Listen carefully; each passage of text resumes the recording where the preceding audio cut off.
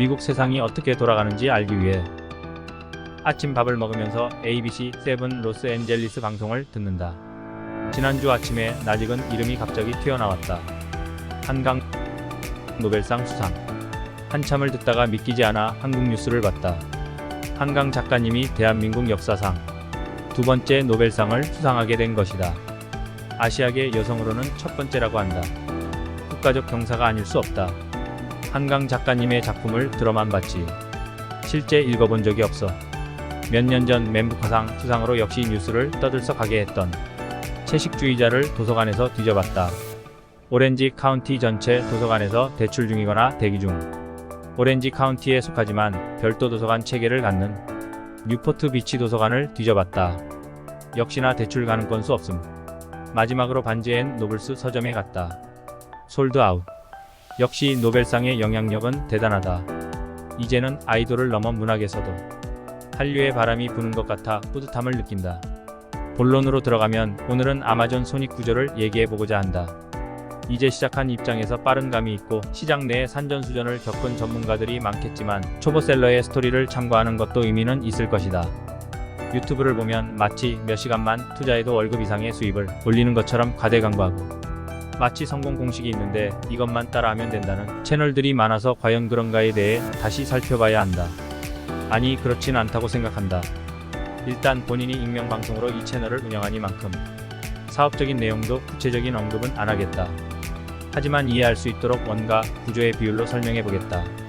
나는 처음에는 캠핑 관련 용품을 중국에서 소싱해서 로고 찍은 샘플을 받아서 검수까지 했으나 마지막 한국 식품을 수입하는 것으로 방향을 틀었었다. 미국 아마존에 팔리는 상당 부분의 제품이 중국 소싱 제품으로 과연 거기에 숟가락 하나 더 얹어서 경쟁이 될지가 주요 고민이었다.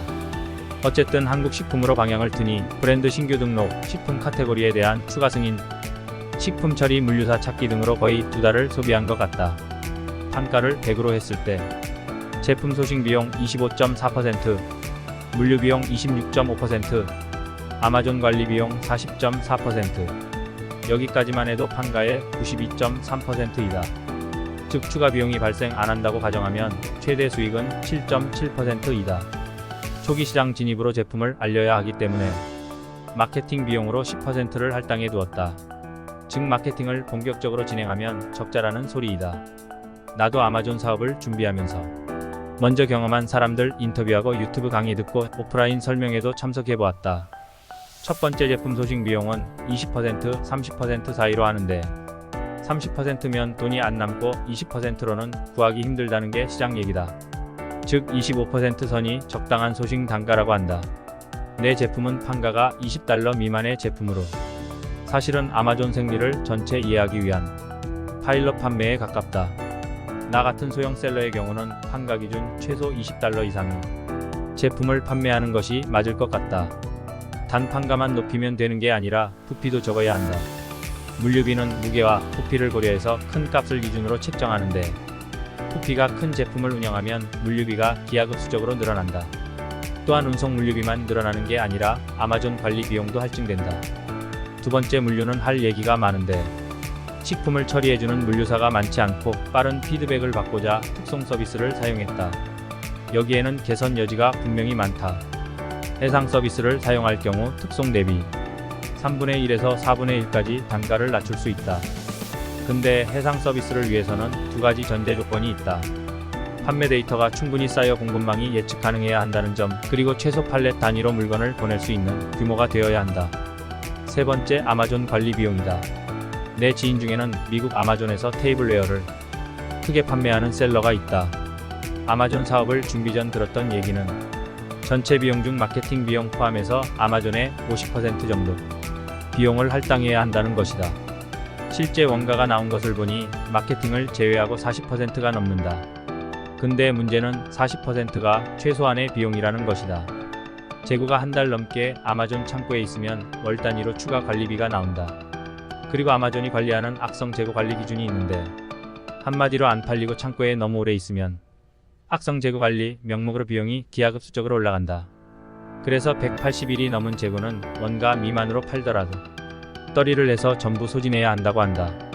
그럼 혹자는 비싼 아마존 창고에서 빼서 재고 소진까지 외부 창고에 보관하면 되는 게 아니냐고 생각할지도 모르지만 옷 없이 창고에서 물건을 빼내는 비용을 지불하느니 그냥 땡처리하는 게 더 싸게 먹힌다는 것이다.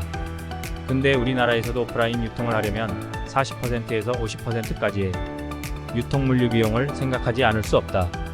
미국의 값비싼 인건비 및 아마존의 복잡한 원가 구조를 볼 때 결국 고비용 구조이지만 엄청난 고객군을 고려하면 도전해 볼 만하다. 네 번째가 마케팅 비용인데 미국에 넘어와서 현지 지인 중 아마존 포함 온라인 사업을 하는 친구를 만나서 자문을 구했다. 답변은 플랫폼 내에서 트래픽을 만들고 시장을 창출해야 하기 때문에 첫 1년은 마케팅에 집중해야 하고 결론적으로 손익을 기대하기 어렵다는 것이다. 또한 앞서 말한 테이블웨어를 하는 친구의 말은 아마존 사업 시 마케팅을 해서 성공한다는 보장은 없지만 마케팅을 안 하면 반드시 실패한다는 의견을 줬다. 결국 사용자가 특정 키워드를 입력했을 때 내 제품을 상단에 표출하기 위한 비용, 사용자로 하여금 구매 후 리뷰를 남기게 하는 활동, 이 모든 것이 비용이다. 특히 첫 연도는 진입 비용이라고 생각하고 충분한 마케팅 비용을 투자해야 한다. 이렇게 쭉 1년 정도를 투자하고 고정 고객을 확보하면 2년 차부터는 끝길만 있겠는가? 고객들의 취향이 시간에 따라 바뀐단다. 또한 좀 팔리면 금방 유사 제품을 출시하는 셀러가 따라붙어 경쟁이 심화되니 항상 시황에 맞는 마케팅 전략 변경 및 신제품 출시를 게을리하면 안 된다. 우리 50세 전후의 직장인들의 퇴직 후 넘버원 비전은 치킨집이다. 치킨집은 골목 상권이고 기존의 쟁쟁한 음식점인 단골을 확보한 상권에서 새롭게 뿌리를 내리는 게 얼마나 힘든지를 많이 들어왔을 것이다. 하지만 아마존은 전 세계 셀러 간 무한 경쟁이다.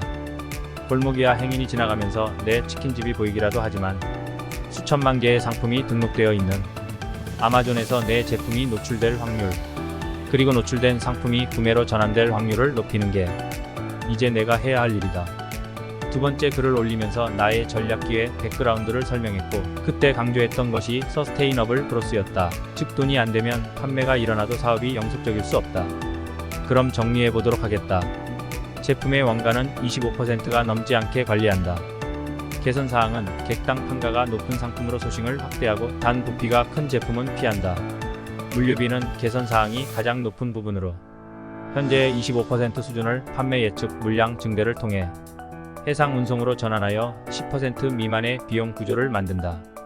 아마존 원가는 줄어들 일이 없다. 고정 비용으로 생각하고 40% 수준을 유지하되 각종 아마존 베너핏 프로그램을 통해 가능한 절감 부분을 찾아보자. 또한 잊지 말아야 할 것이 악성 재고를 만들지 말자. 마지막 올해는 마케팅 비용으로 10%를 꾸준히 써보자.